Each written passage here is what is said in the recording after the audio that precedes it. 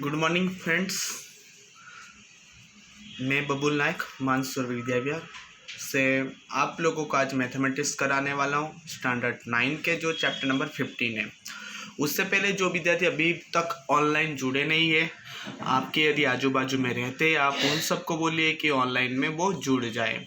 आज जो हम करने वाले वो है चैप्टर 15 प्रायिकता। आप लोग जानते हो कि कोविड-19 के कारण सरकार ने सिलेबस में कुछ रिड्यूस कर दिए हैं। उसमें से जो प्रायिकता चैप्टर नंबर 15 है, लेकिन उसमें से कोई भी टॉपिक रिड्यूस नहीं किया गया है। मतलब चैप्टर नंबर 15 हमको पढ़ना है। चैप्टर नंबर 15 जो है वो बहुत सिंपल है, जिसका नाम है प्रायिकता। सबसे पहले हम समझ लेते हैं कि प्रायिकता का मीनिंग क्या होता है। प्रायिकता को एक तरह से हम कह सकते हैं कि संभावना। क्या कह सकते हैं? संभावना। जैसे हम बोलते हैं आज इंडिया पाकिस्तान का यदि मैच हो तो इंडिया जीतने की शक्यता 70% है, बोलते हैं ना। यही हुआ कि संभावना कि इंडिया जीतने की प्रतिशत 70% है। नहीं तो आप शर्त लगाते हो, देखना ये होगा, पक्का होगा, नहीं हुआ तो 100 रुपये। हम क्या करते हैं? संभावना ही एक प्रकार से वो सब क्या है? संभावना है। मतलब पहले से हम क्या करते हैं? अंदाजा लगाते कि इतना हो सकता है। आया पहले संभावना का मीनिंग। मतलब संभावना का मीनिंग मीन्स प्रायिकता ही होता है। ओके, प्रायिकता को हम संभावना के रूप में भी जानते हैं। ओके, सो देखिए यहाँ पे कुछ संदर्भ बोला है। संदर्भ को मैं आपको बता रहा हूँ कि जैसे पहला संदर्भ क्या बोला है कि असंभव आज वर्षा होगा। जैसे हमें अपने दैनिक जीवन में इस प्रकार के कथन सुनने को मिलते हैं, संभवत आज वर्षा होगा। मतलब संभवत मतलब आज वर्षा होने की संभावना है। संभावना मीन्स क्या हो गया? प्रायिकता ही हो गया कि हाँ आज वर्षा हो सकता है। ओके, देन सेकंड क्या बोला है? मुझे संदेह है कि वह इस परीक्षा में उत्तीर्ण नहीं होगा। मतलब यहाँ पे क्या बोल रहा है कि मुझे संदेह है। जैसे मैं ऐसा बोल रहा हूँ कि मुझे संदेह है शायद ही आप लोग इस परीक्षा में पास हो सकते हो। तो ये एक प्रकार से क्या हुआ? संभावना ही हुआ। मैंने क्या दिखाया? पहले से दिखाया ना, पहले से संभव होना दिखाया। समझ में आया? थर्ड क्या लिखा है? वार्षिक परीक्षा में कविता के प्रथम अंक आने की संभावना सबसे अधिक है। यहाँ पे हम एज्यूम कर रहे हैं, पता है ना? एज्यूम पता है ना हिंदी? धारणा कर रहे कि ये हो सकता है। होगा ऐसा गारंटी नहीं, हो सकता है। ओके, पता चला संभावना का मीनिंग। देखो नीचे भी और भी एग्जाम्पल दिया है कि डीजल की कीमत बढ़ने के संजोग काफ़ी अधिक है। संजोग मीन्स संभावना है। ओके, बढ़ सकता है, बढ़ेगा ऐसा नहीं, बढ़ सकता है। ओके, आज के मैच में भारत के टॉस जीतने की संभावना 50-50% है। टॉस जीत भी सकता है और नहीं भी जीत सकता है। ओके, इस प्रकार के संदेहों को हम क्या कहते हैं? संभावना कहते हैं या प्रायिकता कहते हैं। समझ में आया? ओके,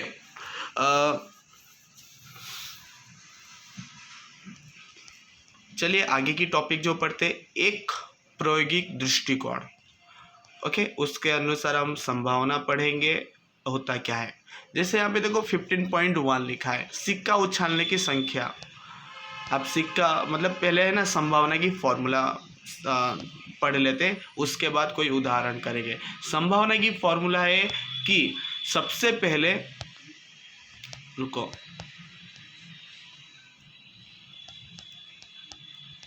यहाँ पे पीई देख रहे हो ना? पी दिखाई दिया? ये संभावना की फॉर्मूला है। संभावना की फॉर्मूला क्या है कि अभिप्रयोगों की संख्या जिसमें घटना घटी है डिवाइड बाय अभिप्रयोगों की कुल संख्या। ओके, इसको P equal to M/NB shortcut में लिख सकते हैं। क्या लिख सकते हैं? M/NB शॉर्टकट में लिख सकते हैं। नहीं तो हिंदी में लिखना है तो हम क्या लिखेंगे? P इक्वल टू अभिप्रयोगों की संख्या जिसमें घटना घटी है, अभिप्रयोगी की संख्या, अभिप्रयोगी कुल संख्या से हमको क्या करना है? भाग करना है। भाग करने से हमको क्या मिल जाएगा? प्रायिकता या संभावना। प्रायिकता बोलो या संभावना बोलो, दोनों की मीनिंग क्या होता है? एक जैसा ही होता है। जैसे मैं बोलता हूँ कि एक सप्ताह में कितने सोमवार आ सकते हैं? एक सप्ताह में कितने सोमवार आ सकते हैं? आपको पता है ना एक सप्ताह में कितने सोमवार आते हैं? एक सोमवार आते हैं। टोटल ओके, कुल संख्या कितना मतलब है? एक सप्ताह में कितने दिन होते? 7 दिन होते, तो कुल संख्या 7। तो संभव कितना हुआ? 1 हुआ ना। तो 1/7। पता चला या डाउट है? डाउट है तो आप ये यूट्यूब चैनल के माध्यम से कमेंट बॉक्स में अपना डाउट पूछ सकते हो, या मुझे व्हाट्सएप के माध्यम से भी अपना डाउट पूछ सकते हो। ओके, चलिए आगे बताता हूँ। जैसे यहाँ पे बोला है एक सिक्के को 1000 बार उछाला जाता है। क्वेश्चन देख रहे हो, उदाहरण नंबर 1।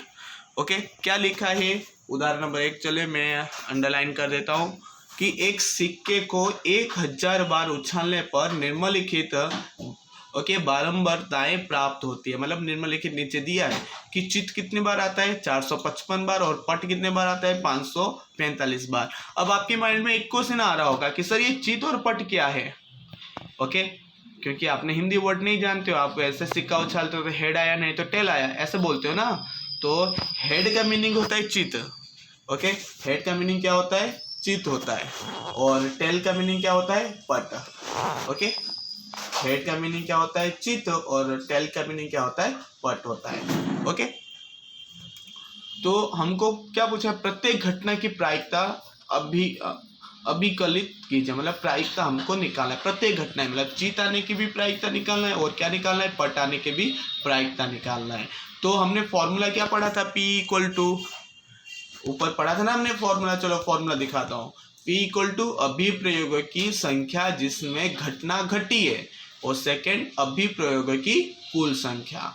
तो यहाँ पे देखो अभिप्रयोगों की कुल संख्या कितनी है, चलो आप बताओ कुल संख्या कितना हो सकता है। यस, यहाँ पे 1000 दिया है ना, तो कुल संख्या कितना आ जाएगा 1000 आ जाएगा। और अभिप्रयोगों की संभावना की घटना क्या होगा, चित की जब निकालेंगे तो 455, और पट की निकालेंगे तो 545। ओके, चलिए तो इसके लिए फॉर्मूला देखो यहाँ पे लिखा है कि Pe की प्रायिकता इक्वल टू चितों के आने वाले कुल संख्या डिवाइड बाय अभिप्रयोगों की कुल संख्या। दिखाई दे रहा है ना, ये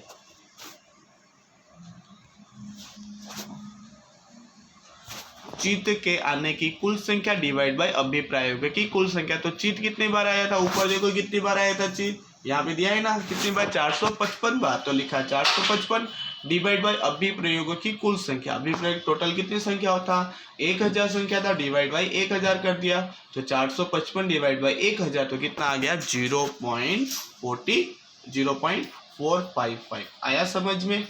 देखो डिवाइड कैसे करना था, यहाँ पे 1000 में कितने जीरो लगाए, 3 जीरो, तो हमको क्या करना है 3 अंक के बाद पॉइंट लगा देना होता है। ओके, जैसे कि ये देखो मैं जूम कर रहा हूँ, 3 अंक के बाद पॉइंट कैसे लगाएंगे, 1 2 3 जीरो है, तो यहाँ पे देखो 5 पहला पद, 5 दूसरा पद, 4 तीसरा पद, उसके बाद हम क्या कर देंगे, यहाँ पे पॉइंट लगा देंगे। आया समझ में? ओके, हमने ये किसका निकाला, चित का निकाले। अब हमको क्या निकालना है, पट का भी निकालना है। चलिए पट का निकालते हैं। ओके, इसी प्रकार देखो मैं वापस छोटा कर देता हूँ। इसी प्रकार एक पट आने की घटना की प्रायिकता निकालना हो तो क्या लिखेंगे, पट्टों के आने की कुल संख्या डिवाइड बाय अभिप्रयोगों की पट्टों के आने की संख्या डिवाइड बाय अभिप्रयोगों की कुल संख्या। देखो फॉर्मूला दिखाई दे रहा है ना यहाँ पे, ये ओके, पता चला। हमने ऊपर वाले को P लिया, लेकिन नीचे वाले को क्या करेंगे, P के बदले में एक कोई आप ले सकते हो, PA PB PC PD ऐसा कुछ भी ले सकते हो। ओके, सो पट कितनी बार आया था, देखो ऊपर दिया ना, पट कितनी बार आया था, यहाँ पे 545 बार आया था। तो PF बराबर 545 डिवाइड बाई 1000 किया, तो टोटल कितना आ गया, डिवाइड करेंगे तो 3, यहाँ पे भी 3 जीरो है, तो 3 अंक के बाद पॉइंट, तो 0.545। पता चला। और एक चीज हमेशा ध्यान रखना कि संभावना की कुल हमेशा 1 होता है। कितना होता है, 1 होता है। देखो ध्यान दीजिए, देखो मैंने जो अंडरलाइन किया कि P plus PF equal to 0.445 आया था, और PF बराबर 0.545 आया था, और दोनों को मिलाने पर कितना हो रहा है, 1 हो रहा है। अर्थात कि E और F ही केवल 2 संभव परिणाम हैं। मतलब इसमें टोटल कितने संभव परिणाम हो सकते हैं, यस 2 ही संभव परिणाम हो सकते हैं। आया समझ में आपको? ओके, चलिए उदाहरण नंबर 2 देखते हैं। आज मैं उदाहरण कराने वाला हूँ और नेक्स्ट पीरियड में आपको एक्सरसाइज कराने वाला हूँ। उदाहरण 2 में क्या लिखा है कि 2 सिक्कों को एक साथ 500 बार उछालने पर हमें यह प्राप्त होता है। चित्त कितनी बार आया, 105 बार आया। एक बार दो बार चित्त कितने आया, 105 बार। एक बार चित्त कितना आया, 275 बार। और एक बार भी चित्त कितने बार नहीं आया, 120 बार। एक बार भी चित्त नहीं आया। और इनसे प्रत्येक घटना के घटने की प्रायिकता ज्ञात कीजिए। प्रत्येक घटना घटने की प्रायिकता निकालेंगे। सबसे पहले 500 बार सिक्का उछालने से कुल कितने परिणाम आएंगे, पहले वो हमको देखना है। तो 500 बार उछाले तो 500 परिणाम आएंगे। ओके, दो सिक्का को एक साथ उछाला जाता है ना। ओके चलिए, ओके। और परिणाम वहाँ पे बोला है कि दो सिक्कों को एक साथ 500 बार उछालने पर हमें यह प्राप्त होता है। चित्त कितनी बार प्राप्त हुआ, 105 बार। आपको नहीं दिखाई दे रहा है तो मैं अंडरलाइन कर लेता हूँ, देख लो पहले आप। ओके, चित्त कितने बार होता है, 105 बार। और एक बार चित्त कितना आता है, 275 बार। एक और कोई भी चित्त नहीं आए, 120। चित्त मीन्स क्या होता है पता है ना, इंग्लिश वर्ड हेड। सिक्का उछालने पर हेड कितनी बार आए, 2 बार हेड आए तो 2 बार हेड आए। यहाँ पे बोला है ना 2 बार हेड आए। 2 बार हेड आए तो ऐसा कितनी बार हुआ है, 105 बार हुआ है। एक बार हेड आए ऐसा कितनी बार हुआ है, 275 बार हुआ है। कोई भी बार हेड ना आए ऐसा कितनी बार हुआ है, 120 बार हुआ है। मतलब सिक्का उछाला जाए तो ऐसा परिणाम वहाँ पे आया हुआ है। तो चलिए सबके लिए हम क्या करने, संभावना निकालना है। संभावना की फॉर्मूला बोला था ना, ऊपर क्या आएगा, संभावित परिणाम, और नीचे क्या आएगा, डिवाइड बाई कुल परिणाम। तो यहाँ पे टोटल कितनी बार है, 500 बार है ना यहाँ पे, 500। तो कुल परिणाम यहाँ पे कितना हो जाएगा, 500 हो जाएगा। ओके चलो, सॉल्यूशन नीचे है। पीई बराबर, आप देखो पीई P2 और P3 दिया है, लेकिन आप इसका नाम PA PB PC करो तो भी चलेगा। समझ में आया, PE1 PE2 PE3 दिया है, बट PA PB PC आप ऐसे लिखो तो भी चलेगा। तो PE आपको पहला दिया, PE बराबर दिया है, देखो ऊपर पहला PE किसको लिया, 2 चित्त आए। तो 2 चित्त कितनी बार आया था, 105 बार आया था। और डिवाइड बाई कुल परिणाम कितना है, 500 है। 105 को 500 के साथ डिवाइड करने पर कितना आ गया, 0.21 आ गया। फिर एक बार चित्त आई कितनी बार हुआ था, मैं जब पढ़ाऊँ बुक आगे रखना तो आपको अच्छे से समझ में आएगा। और PE कितनी बार मतलब एक हेड कितनी बार आए, 275 बार आए। अब उसकी संभावना निकालना है तो फॉर्मूला क्या होगा कि 275 डिवाइड बाई 500। 275 को 500 से डिवाइड करने पर कितना आ गया, 0.55 आ गया। एंड देन लास्ट, ओके बोला था एक बार भी हेड ना आए, ऐसा कितनी बार था, 120 बार था। 120 डिवाइड बाई कुल परिणाम 500। 120 को 500 से भाग करने पर कितना आ जाएगा, 0.24 आ जाएगा। पता चला, ओके। और इन सबको जोड़ने पर कितना आ जाएगा, यस 1 आ जाएगा। ओके चलिए उदाहरण नंबर 3 देख लेते हैं। उदाहरण नंबर 3 में बोला है कि एक पासे को 1000 बार फेंकने पर प्राप्त परिणाम। पासे मीन्स पता है ना, लूडो खेलते हो ना आप लोग, लूडो नहीं खेलते हो, मोबाइल से तो खेला होगा ना। उसके अंदर क्या क्या आता था, 1 2 3 4 5 6। लॉकडाउन में सबने लूडो ही खेला है बैठे बैठे घर पे, और कुछ तो काम था ही नहीं। ओके, लूडो के अंदर क्या क्या आता था, 1 2 3 4 5 एंड 6 आता था। मतलब उससे कोई बड़ी संख्या नहीं आता था ना।